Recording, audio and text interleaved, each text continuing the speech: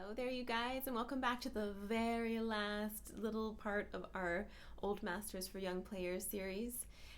We're doing the second half of Robert Schumann's Erinnerung, or Memory, in the Old Masters for Young Players series. If you're on Patreon and watching this, of course, this is your weekly lesson, and I've linked the etude in your post for today along with my notes. If you're watching this on YouTube, you're just watching this a little bit later, and the link to this, as always, is in the YouTube description for you.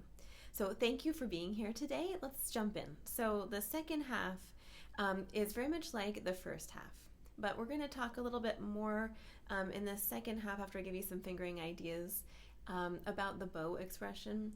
And we've never talked about it before in the entire series, but we're going to talk about actually how to start and how to end, because we don't tend to think about that, do we? I mean, it's the first time that it's occurred to me to tell you about that. So we'll take a little bit of time to contemplate how the poise, basically, poise.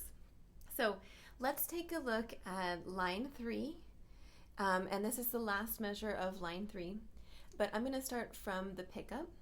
And you can see in your music that there is a slur from the second to last measure, that last 8th note. E, and that's part of the melody. So I'm going to start right there, and then we'll go through it together. So grab your music, grab a pencil, and here we go. 1, 2.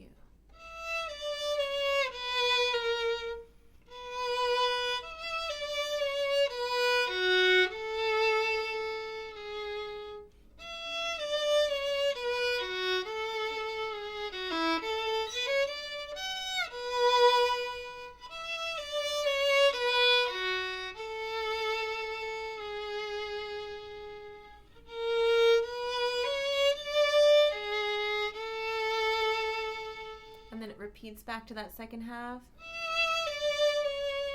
So let's pop in some fingerings to start with. So right where we begin, we've got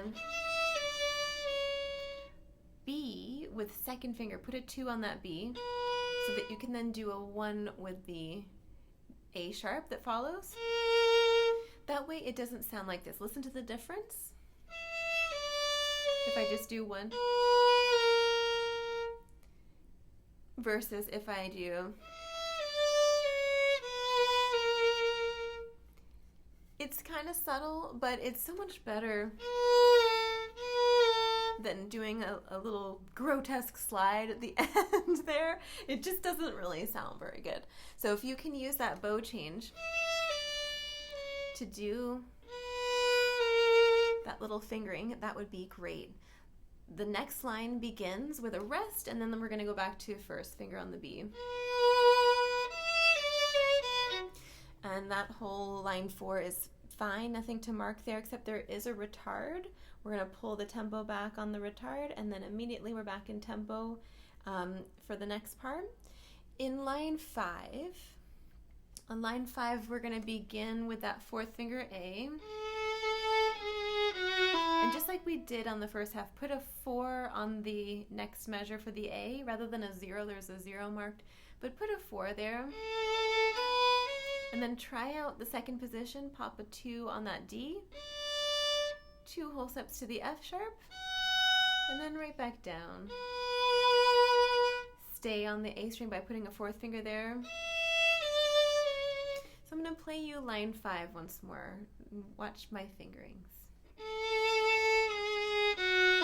4, slide a half to 2, 4, and then back down to 1.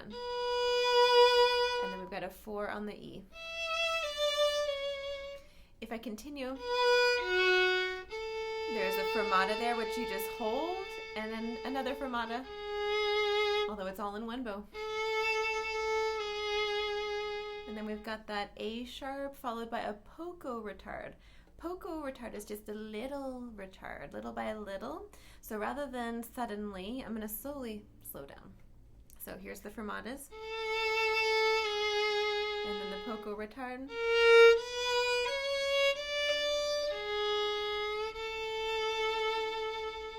So it kind of happened towards the end there to just really place that. And then it just goes right back to where we began for the second half once again. So let's talk a little bit about the expression in the bow And really, really good players have an amazing control over the bow. The bow is the thing that creates the tone, aside from the left hand. And the best way to practice your just natural tone is just doing some open strings when you first begin your practice. That way you can hear the tone of the instrument, that you're able to get the very best tone that you can get on the open string. And then once you start adding the left hand, sometimes the tone can kind of be not as good, because the left hand also is responsible for tone as well. You got to cut the string. You don't need to squish the string, but the attack should be clean, so that you cut the string, and that way the string can vibrate cleanly. There's all sorts of things we could talk about with the left hand with tone, but we're going to focus on the bow, like I said. So there's moments where we have these little hairpins. So if we take a look at line 5, line 5 has these little hairpins. You've got a crescendo and then a decrescendo, and then a crescendo and then a decrescendo. So those little swells that happen. And there's all sorts of ways that one can do those. You can add more weight, you could go a little bit faster, you could use more hair, you can change your contact point from the fingerboard closer to the bridge. But I think the easiest thing to do is just to simply use more bow. So put a little bit of gas on the bow speed and speed it up so that you have more bow to use. So I'm going to start from line 5, and let's see how this goes. If I just stay in this part of the bow, I can't really crescendo. But if I get a little bit lower, then I can actually start to increase the amount of bow that I'm using, because I'm just confined to this much bow if I don't get any lower. So the up bow is the moment where you're going to try to get a little bit more bow to use.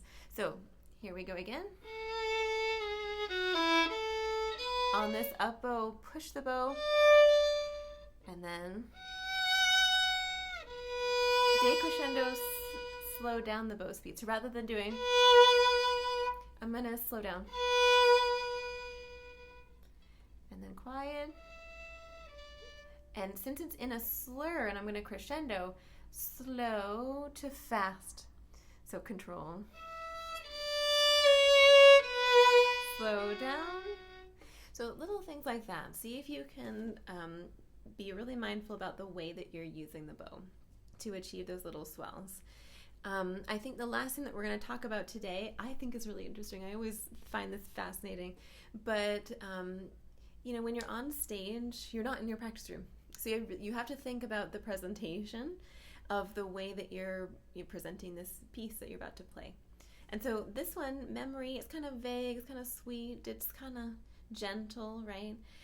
So when you put your instrument up, you don't want to just you might want to kind of slowly put it up. Get your fingers ready, just slow motion, breathe in, and a little exhale out, and then start. And it just creates this slow moving atmosphere. Suddenly things are kind of slowing down for the audience, and also for you as well, because I don't know about you, but typically our heart kind of races a little bit when we're about to perform. So everything seems to be moving very fast and slow at the same time. It's kind of funny. So if you practice that, put your instrument up slowly and kind of smile and just breathe and put your fingers out, and then slowly put your bow on the string. Think about where you want to start. This is piano, so maybe not right here, but maybe here like we talked about.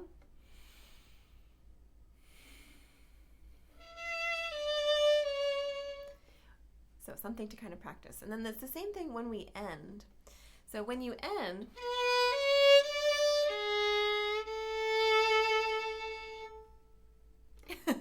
it would be weird to do a little flourish there with lots of energy, or even to do, right?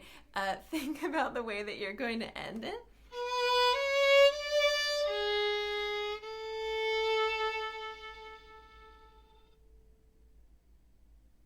And a really graceful way to leave the string It's kind of tricky. I should have talked about this on the viola episode. So just for you violinists or any violists that are also watching this too, when you leave the string, rather than staying there, which can be sometimes hard to control, you can lift the bow up like this. You see how my arm's not staying straight like this? I'm actually keeping it in motion and lifting it up and off, which looks very lovely, rather than it's kind of like suddenly we stopped breathing. So just something to think about. And then when you're done with this moment, don't do that. Try to slowly, and you can breathe and just slowly kind of let things go. And of course, look at the audience if there is an audience and smile, and just look at your pianist and take a bow. So something to think about. Maybe it should be a separate video to talk about how to start and end pieces. But with that, this is the end of our Old Masters for Young Players series, and thank you so much for following this. I hope you learned a lot of things. It's been fun to make these. There is a playlist that I will link for you with all of every single piece from this Old Masters series, and it will be also available for you on YouTube, but probably at the moment that you're seeing this video on YouTube, it will be accessible. For those of you on Patreon, I will just link the playlist for you so you can just refer to it and find it on Patreon until it's publicly available, which will be a while on YouTube. So I will see you next time, where we take a look at our next great adventure on the violin and viola. Thank you so much for being here, and I'll see you soon.